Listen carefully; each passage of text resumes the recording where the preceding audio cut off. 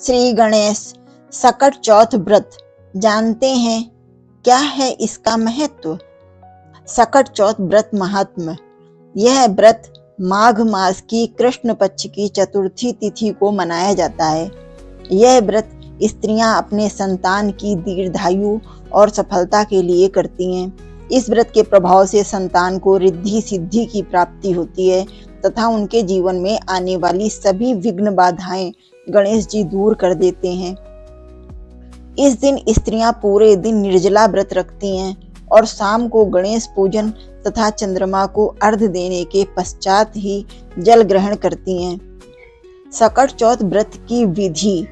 माघ मास की कृष्ण पक्ष की चतुर्थी तिथि को सकट का व्रत किया जाता है। इस दिन संकट हरण गणपति का पूजन होता है। इस दिन विद्या, बुद्धि, वारिधि, गणेश तथा चंद्रमा की पूजा की जाती है। भालचंद्र गणेश की पूजा सकट चौथ को की जाती है। प्रातःकाल नित्य क्रम से निवृत्त होकर षोडशोपचार विधि से गणेश जी की पूजा करें। निम्न श्लोक पढ़कर गणेश जी की वंदना करें। गजाननं भूतगणादि सेवितं कपित्थ जम्बू फल चारु भक्षणम उमासुतं शोक विनाशकारकम नमामि विघ्नेश्वर पाद पंकजम। इसके बाद भालचंद्र गणेश का ध्यान करके पुष्प अर्पित करें।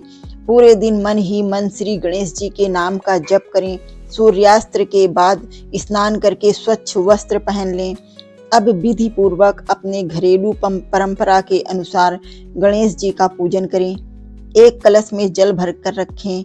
धूप दीप अर्पित करें। नैवेद्य के रूप में तिल तथा गुड़ के बने लड्डू, ईख, गंजी, शकरकंदी, अमरूद, गुड़ तथा घी अर्पित करें। यह नैवेद्य रात्रि भर बांस के बने हुए डलिया टोकरी से ढककर यथावत रख दिया जाता है। पुत्रवती स्त्रियां पुत्र की सुख समृद्धि के लिए व्रत रखती हैं। इस ढके हुए नैवेद्य को पुत्र ही खोलता है तथा भाई बंधुओं में बांटता है। ऐसी मान्यता है कि इससे भाई बंधुओं में आपसी प्रेम भावना की वृद्धि होती है। अलग अलग राज्यों में अलग अलग प्रकार के तिल और गुड़ के लड्डू बनाए जाते हैं। तिल के लड्डू बनाने हेतु तिल को भूनकर गुड़ की चाशनी में मिलाया जाता है। फिर तिलकूट का पहाड़ बनाया जाता है। कहीं कहीं पर तिलकूट का बकरा भी बनाते हैं। तत्पश्चात गणेश पूजा करके तिलकूट के बकरे की गर्दन घर का कोई बच्चा काट देता है। अब मैं कथा बता रही हूँ। कथा नंबर 1। एक साहूकार और एक साहूकारनी थे।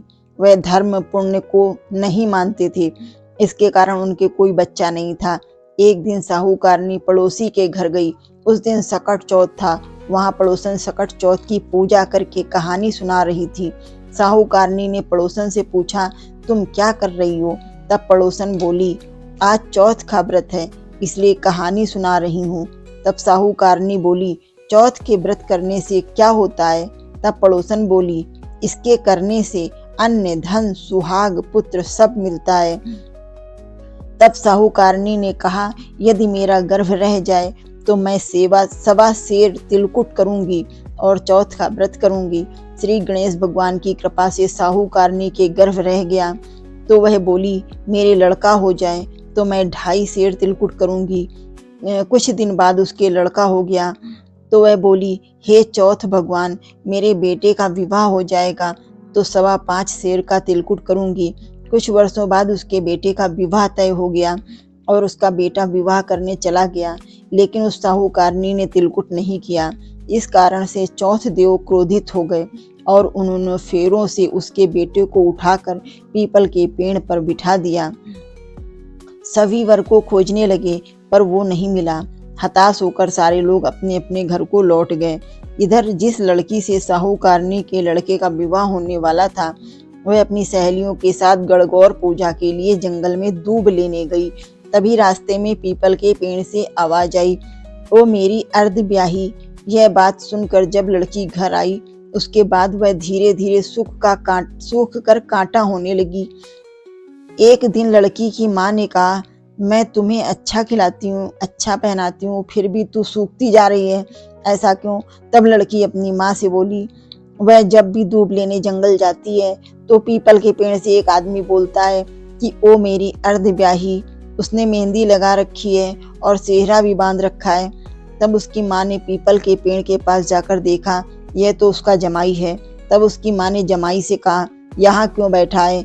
मेरी बेटी तो अर्धब्याही कर दी और अब क्या लेगा? साहूकारनी का बेटा बोला, मेरी माँ ने चौथ का तिलकुट बोला था लेकिन नहीं किया, इसलिए चौथ माता ने नाराज होकर यहाँ बैठा दिया। यह सुनकर उस लड़की की माँ साहूकारनी के घर गई और उससे पूछा, तुमने सकट चौथ को कुछ बोला था क्या? तब साहूकारनी बोली, तिलकुट बोला था। उसके बाद साहूकारनी बोली, मेरा बेटा घर आ जाए तो 2.5 मन का तिलकुट करूंगी।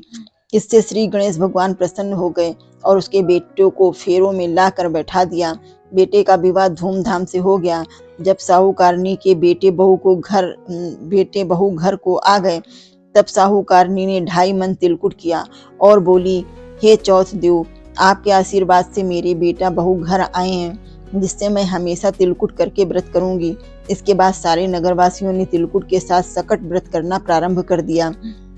हे सकट चौथ, जिस तरह साहूकारनी के बेटे बहू को मिलवाया, वैसे हम सबको मिलवाना। इस कथा को कहने सुनने वालों को भला करना। बोलो सकट चौथ की जय। जय श्री गणेश देव की जय। अब मैं दूसरी कथा बोल रही हूँ। एक बार महादेव जी पार्वती सहित नर्मदा के तट पर गए। वहां एक सुंदर स्थान पर पार्वती जी ने महादेव जी के साथ चौपड़ खेलने की इच्छा व्यक्त की। तब शिव जी ने कहा, हमारी हार जीत का साक्षी कौन होगा? पार्वती ने तत्काल वहां की घास के तिनके बटोर कर एक पुतला बनाया और उसमें प्राण प्रतिष्ठा करके उससे कहा, बेटा हम चौपड़ खेलना चाहते हैं, किंतु यहाँ हार जीत का साक्षी कोई नहीं है, अतः खेल के अंत में तुम हमारी हार जीत के साक्षी होकर बताना कि हम में से कौन जीता कौन हारा। खेल आरंभ हुआ।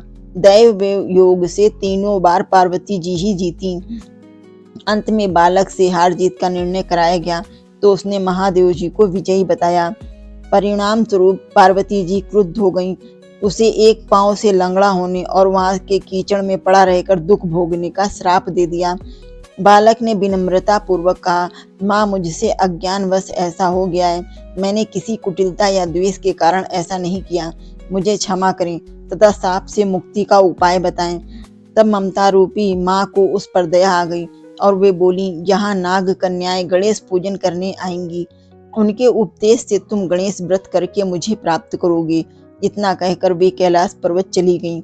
1 वर्ष बाद वहां श्रावण में नाग कन्याएं गणेश पूजन के लिए आईं। नाग कन्याओं ने गणेश व्रत करके उस बालक को भी व्रत की विधि बताई। तत्पश्चात बालक ने 12 दिन तक श्री गणेश जी का व्रत किया। तब गणेश जी ने उसे दर्शन देकर कहा, मैं तुम्हारे व्रत से प्रसन्न हूँ, मनोवांछित वर मांगो। बालक बोला, भगवान मेरे पाँव में इतनी शक्ति दे दो कि मैं कैलाश पर्वत पर अपने माता पिता के पास पहुंच सकूं और वे मुझ पर प्रसन्न हो जाएं। गणेश जी तथास्तु कहकर अंतर्ध्यान हो गए। बालक भगवान शिव के चरणों में पहुंच गया। शिव जी ने उससे वहां तक पहुंचने के साधन के बारे में पूछा। तब बालक ने सारी कथा शिव जी को सुना दी। उधर उसी दिन से अप्रसन्न होकर पार्वती शिव जी से भी विमुख हो गई थी। तदुपरांत भगवान शंकर ने भी बालक की तरह 21 दिन पर्यंत श्री गणेश का व्रत किया, जिसके प्रभाव से पार्वती के मन में स्वयं महादेव जी से मिलने की इच्छा जागृत हुई। वे शीघ्र ही कैलाश पर्वत पर आ पहुंची। वहां पहुंचकर पार्वती जी ने शिव जी से पूछा, भगवान आपने ऐसा कौन सा उपाय किया जिसके फलस्वरूप मैं आपके पास भागी भागी आ गई हूँ? शिव जी ने गणेश व्रत का इतिहास उनसे कह दिया। तब पार्वती जी ने अपने पुत्र कार्तिकेय से मिलने की इच्छा से 21 दिन पर्यंत 21 की संख्या में दूर्वा पुष्प तथा लड्डुओं से गणेश जी का पूजन किया।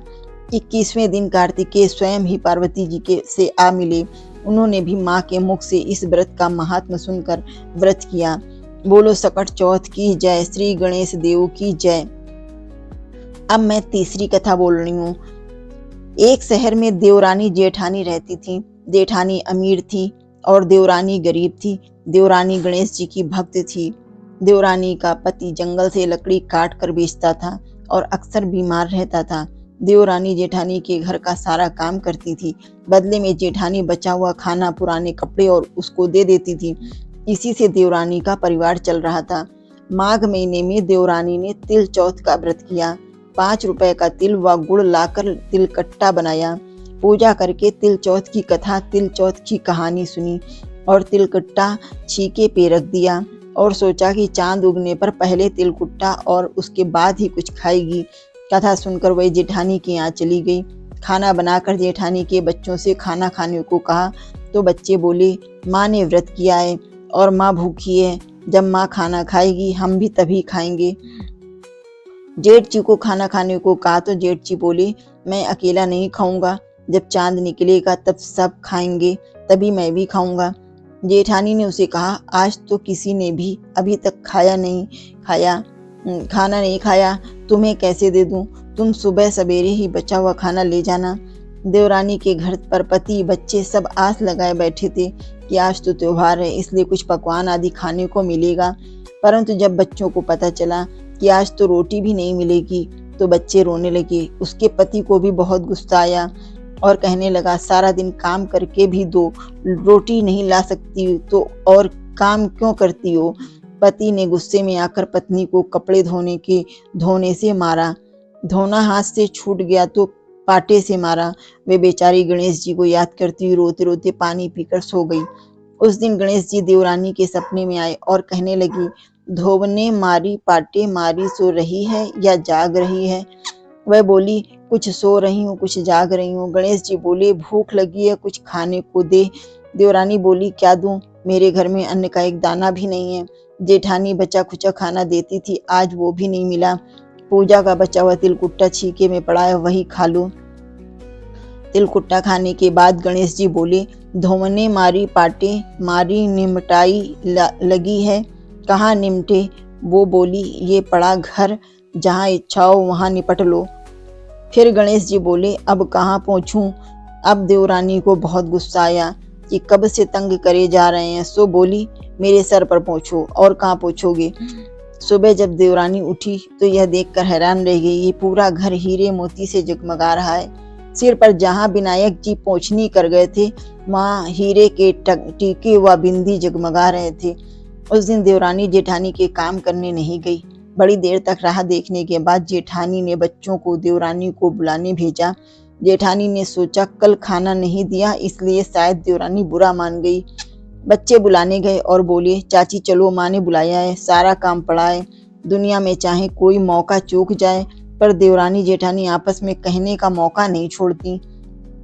देवरानी ने कहा, बेटा बहुत दिन तेरी माँ के यहाँ काम कर लिया, अब तुम अपनी माँ को मेरे यहाँ काम करने भेज दो। बच्चों ने घर जाकर माँ को बताया कि चाची का तो पूरा घर हीरे मोतियों से जगमगा रहा है। जेठानी दौड़ती हुई देवरानी के पास आई और पूछा, ये सब कैसे हुआ? देवरानी ने उसके साथ जो हुआ वह सब कह डाला। घर लौटकर जेठानी अपने पति से कहा, आप मुझे धोवने और पाटे से मारो। उसका पति बोला, भली मानस, मैंने कभी तुम पर हाथ नहीं उठाया, मैं तुम्हें धोवने और पाटे से कैसे मार सकता हूँ? वह नहीं मानी और जिद करने लगी। मजबूरन पति को उसे मारना पड़ा। उसने ढेर सारा घी डालकर चूरमा बनाया और छीके में रख कर सो गई। रात को चौथ विनायक जी सपने में आए, कहने लगे, भूख लगी है, क्या खाऊं? जेठानी ने कहा, हे गणेश जी महाराज, मेरी देवरानी के यहाँ तो आपने सूखा चूंटी भर तिलकुट्टा खाया था, मैंने तो झरते घी का चूरमा बनाकर आपके लिए छीके पे रखा है, फल और मेवे भी रखे हैं, जो चाहे खा लीजिए। गणेश जी बोले, अब निपटे कहाँ? जेठानी जी बोली, उसके यहाँ तो टूटी फूटी झोपड़ी थी, मेरे यहाँ तो कंचन के महल हैं, जहाँ चाहो निपटो।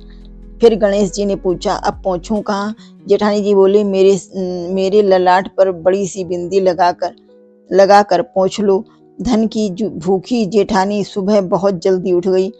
सोचा घर हीरे ज्वारात से भरा होगा, पर देखा पूरे घर में गंदगी फैली हुई थी, तेज बदबू आ रही थी।